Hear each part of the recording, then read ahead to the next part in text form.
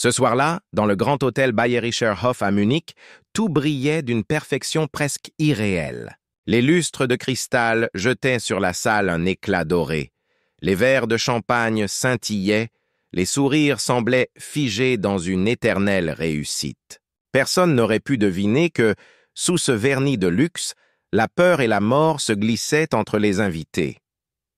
Au centre de tout cela, Léon Berger, 32 ans, costume noir impeccable, regard calme et sûr. Il venait de réussir ce que peu d'hommes osaient rêver, introduire sa société, Berger Innovation, en bourse, avec un succès colossal. La presse l'adorait. Les investisseurs le craignaient un peu. Les politiciens cherchaient en sa main. Mais derrière son sourire, quelque chose se fissurait. Il avait gravi la montagne du succès seul, orphelin, élevé dans les foyers de Hambourg, porté par le travail et l'orgueil. Et là-haut, tout en haut, il découvrait que l'air manquait parfois d'oxygène et de confiance. De l'autre côté du miroir doré, une jeune femme glissait entre les tables avec un plateau d'argent, Laura Stein, serveuse, discrète, efficace. Ses gestes étaient précis, presque élégants, mais son cœur battait à tout rompre. Personne ne le voyait. Personne ne savait qu'elle cachait un secret, un danger qu'elle venait d'entendre par hasard. Quelques minutes plus tôt, dans un couloir sombre derrière la cuisine, elle avait surpris 3 hommes. Des voix étouffées, un nom murmuré, Berger, et un mot qui lui avait glacé le sang, le verre. Elle ne comprenait pas tout, mais une chose était certaine, quelqu'un allait mourir ce soir. Elle regarda vers le centre de la salle. Là, sous les projecteurs, Léon levait son verre pour porter un toast. Les caméras cliquaient, la musique se taisait. Le monde retenait son souffle. Et Laura, elle, décida d'agir, elle s'avança, son plateau tremblant entre ses doigts. Puis, à quelques pas de lui, elle fit ce que personne n'aurait osé faire. Elle trébucha volontairement. Le champagne se renversa sur la manche de Léon. Le silence se brisa en un murmure d'indignation. « Oh mon Dieu, je suis tellement désolée » balbutia-t-elle. Mais pendant que ses doigts essuyaient la veste du PDG, son autre main glissa quelque chose dans la sienne, un petit papier plié. Avant qu'il puisse dire un mot, elle s'éclipsa. Léon baissa les yeux sur le billet. 4 mots griffonnés à la hâte, ne buvez pas. Partez maintenant. Son cœur s'arrêta. Il releva la tête et soudain tout lui parut différent. Les regards, les sourires, les ombres. Quelque chose clochait. Il posa calmement son verre, inspira profondément et quitta le podium, sans un mot. Laura, elle, tentait déjà de disparaître dans la foule, le souffle court. Mais une voix douce et grave la retint. « Ne vous retournez pas !» dit Léon derrière elle. « J'ai lu votre mot. » Elle se figea. « Je peux tout expliquer, murmura-t-elle. « Pas maintenant. » Répondit-il calmement. « Suivez-moi !» et souriez. Il glissa son bras autour de sa taille, comme s'ils étaient un couple échangeant quelques mots complices. Pour le reste du monde, c'était un flirt banal au milieu d'une fête. Pour eux, c'était une fuite déguisée. Ils traversèrent la salle, saluèrent un associé qui les observait avec un sourire froid, puis franchirent une porte latérale menant au couloir du personnel. L'air y était plus frais, la lumière blafarde. « Le monde charge », chuchota Laura. Ils s'y engouffrèrent. Les portes se refermèrent, les isolants du monde doré qu'ils venèrent de quitter. Léon appuya sur le bouton du sous-sol, puis la fixa droit dans les yeux. « Maintenant, parlez !» Laura inspira, la voix tremblante. « J'ai entendu 3 hommes, dont un, je crois, votre vice-président. Ils parlaient d'un rapport, de chiffres falsifiés, et l'un d'eux a dit « Quand il boira, tout sera fini. » Un silence pesant remplit la cabine. Léon comprit. Il n'avait plus affaire à une serveuse maladroite, mais à la seule personne qui venait, à l'instant, de lui sauver la vie. Et dehors, la fête continuait. Les rires couvraient le bruit des mensonges. Et toi, si tu avais été à la place de Laura, aurais-tu eu le courage d'intervenir? Dis-moi dans les commentaires de quel pays ou quelle ville tu regardes cette histoire. La suite va te surprendre. Le bruit métallique du monte-charge s'arrêta dans un souffle. Les portes s'ouvrirent sur un couloir froid, faiblement éclairé par des néons vacillants. Ici, tout semblait plus vrai, plus brut. Le parfum des invités s'était effacé, remplacé par celui des produits de nettoyage et du métal. Léon sortit le premier. Ses yeux passaient d'un coin à l'autre du couloir, attentifs à chaque son. Derrière lui, Laura referma la porte. Elle tremblait encore, mais dans son regard brillait la même résolution que celle d'une personne qui a déjà pris sa décision. Ne plus reculer. « Racontez-moi tout », dit-il calmement. Elle inspira profondément, ses mains crispées contre son tablier. « J'étais derrière la cuisine, j'allais chercher des verres propres. Il y a une porte qui mène au couloir VIP. Elle était entr'ouverte. J'ai entendu 3 hommes parler. 2 m'étaient inconnus. Mais le 3e, je le connais. Votre vice-président, M. Kuhn.Léon, tressaillit à ce nom. « Continuez, » dit-il d'une voix basse. Il disait qu'ils avaient trouvé quelque chose, un rapport, des chiffres truqués. Et puis l'un d'eux a ri. Il a dit « Le champagne sera son dernier. » Le silence tomba. On n'entendait plus que le bourdonnement de la ventilation. Léon leva les yeux vers le plafond, puis revint vers elle. « Vous avez bien fait de me prévenir. Vous avez probablement empêché un meurtre. » Laura secoua la tête, la voix cassée. « Je ne savais pas quoi faire. J'ai juste pensé à ma sœur. Elle m'attend ce soir au personnel. Elle n'a que 6 ans. Je ne pouvais pas partir sans elle. » Léon resta immobile un instant. Puis, avec une douceur inattendue, il posa une main sur son épaule. « Alors on ira la chercher ensemble. Venez. » Ils s'enfoncèrent dans le couloir, leurs pas résonnant sur le sol de ciment. La tension les suivait comme une ombre. À travers les portes entr'ouvertes, on apercevait des chariots, des cartons, le reflet des lampes de sécurité. Chaque bruit leur faisait sursauter. « Par ici !» murmura Laura. Ils atteignirent une porte en métal qui donnait sur la zone de stockage. Léon l'ouvrit avec précaution, la referma derrière eux, puis glissa le loquet. Le silence devint presque total. « Parlez-moi de ce que vous avez entendu d'autre » demanda-t-il. « L'un des hommes a dit que vous saviez quelque chose, que vous alliez tout révéler, et que ce soir, ils en finiraient. » Léon passa une main sur son visage. Il comprenait enfin. Depuis des semaines, il enquêtait sur des anomalies dans les comptes de sa propre société. Des millions d'euros destinés à des projets médicaux avaient disparu. Des transferts suspects, des signatures falsifiées. Il croyait avoir encore du temps pour comprendre, mais il venait de réaliser que quelqu'un voulait l'en empêcher, définitivement. Il se tourna vers Laura. « Ces hommes, s'ils voient que je n'ai pas bu, ils comprendront. Nous devons sortir d'ici avant qu'ils ne remarquent quoi que ce soit. » Laura hocha la tête. Mais au fond d'elle, une autre angoisse montait. « Mila !» Elle m'attend dehors, près du parking du personnel. « Alors on y va !» dit-il simplement. Ils se mirent à courir, longeant les couloirs déserts. L'adrénaline remplaçait la peur. À chaque virage, Léon vérifiait les angles, les issues, les ombres. Il n'était plus l'homme d'affaires élégant des plateaux télé, mais un homme qui luttait pour sa vie. Enfin, ils atteignirent la sortie de secours. La porte céda dans un souffle. L'air glacé de la nuit s'engouffra sur eux. Dans la ruelle déserte, une petite silhouette apparut sur un banc.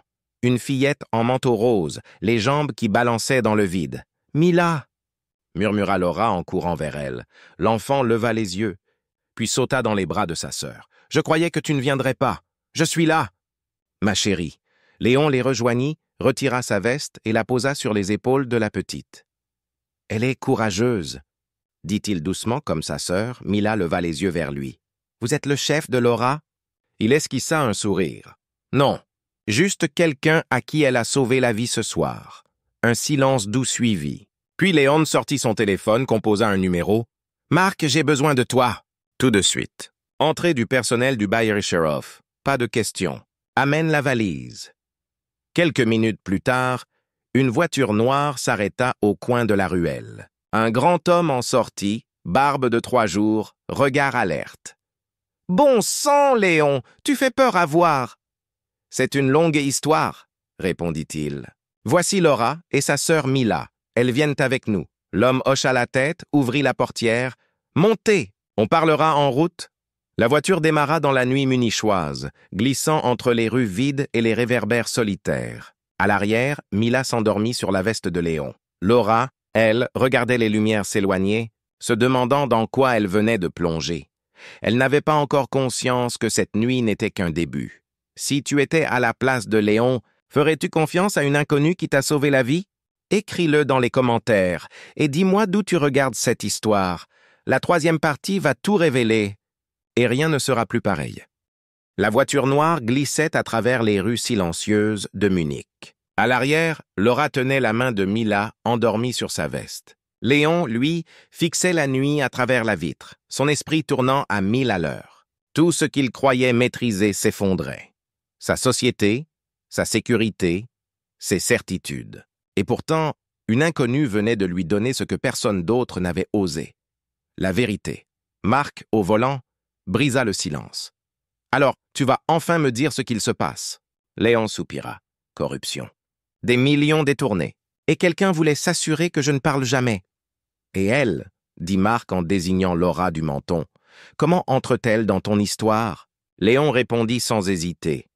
Elle m'a sauvé. Quelques minutes plus tard, ils s'arrêtèrent devant un vieil immeuble discret à Schwabing. Rien de luxueux, juste un appartement simple, avec des étagères pleines de livres et une lumière chaude. Léon posa la main sur la porte. « Ici, on est en sécurité. » Laura entra, hésitante. Elle s'attendait à trouver l'appartement d'un homme riche, mais elle découvrit un lieu vrai, humain, vivant. Mila fut installée sur le canapé, emmitouflée dans une couverture.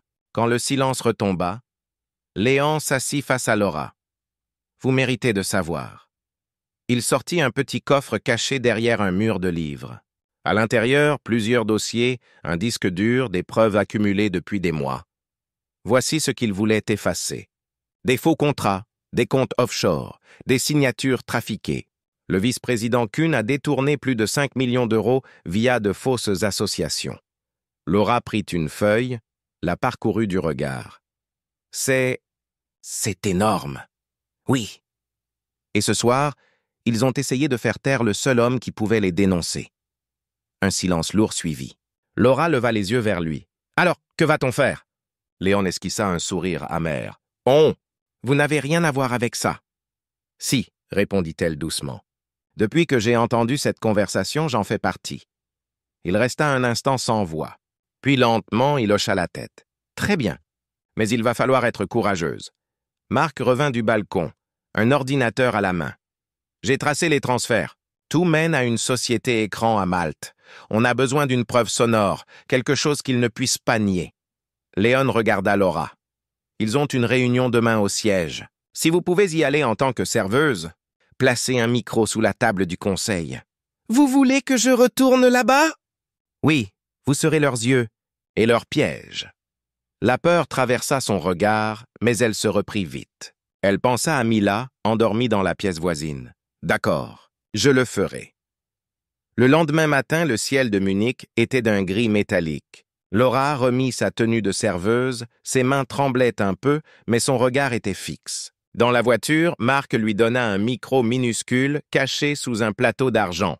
« Si quelque chose tourne mal, appuie ici. Léon viendra. » Elle hocha la tête. « Vous avez confiance en moi ?» Léon la regarda longuement. Plus qu'en n'importe qui. Quelques heures plus tard, elle entra dans la salle du conseil d'administration. Les mêmes hommes qu'hier soir étaient là. Des sourires glacés, des mains faussement polies. « Café, messieurs ?» Sa voix était calme, presque légère. Sous son plateau, la lumière du micro clignotait. « Même s'il a des preuves, » dit Kuhn d'un ton méprisant. « Il ne pourra plus parler. » Un autre ricana. « Il aura disparu avant la fin de la semaine. » Laura garda son sang-froid. Elle posa la tasse, s'inclina, puis sortit. 2 rues plus loin, dans une voiture stationnée, Marc lança l'enregistrement. « On les tient !» Léon serra les poings. « Alors, il est temps d'agir. » Quelques minutes plus tard, il poussa les portes du conseil, vivant. Tous se figèrent. « Messieurs, » dit-il d'une voix glaciale, « je crois que vous parliez de moi. » Kuhn devint livide. Léon posa des dossiers sur la table. « Voici vos signatures, vos comptes, vos transferts. » Et pendant que vous parliez, tout a été transmis aux autorités. Silence, puis des pas. La porte s'ouvrit. Des agents de la brigade financière entrèrent. « Monsieur Kuhn, vous êtes en état d'arrestation pour fraude et tentative d'homicide. » La pièce éclata en murmures. Laura, debout près de la porte, retint son souffle. Léon la regarda. Et pour la première fois depuis longtemps, il sourit. Quelques semaines plus tard, les journaux titraient « Scandale Helios. Le PDG déjoue un complot et expose un réseau de corruption. Mais derrière les titres, l'histoire vraie était plus simple, celle d'une femme ordinaire qui avait eu le courage de ne pas se taire.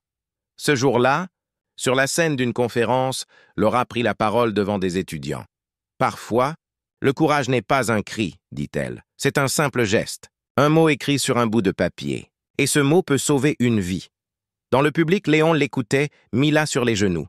La lumière du soir tombait doucement sur eux. « Maman !» demanda la petite fille. « C'est vrai que tu as sauvé un monsieur ?» Laura sourit. « Non, ma chérie. On s'est sauvés l'un l'autre. Et toi, crois-tu qu'un simple geste puisse changer un destin? Dis-le-moi dans les commentaires. Et dis-moi de quel endroit du monde tu regardes cette histoire. Parce que parfois, le courage commence là, avec toi. »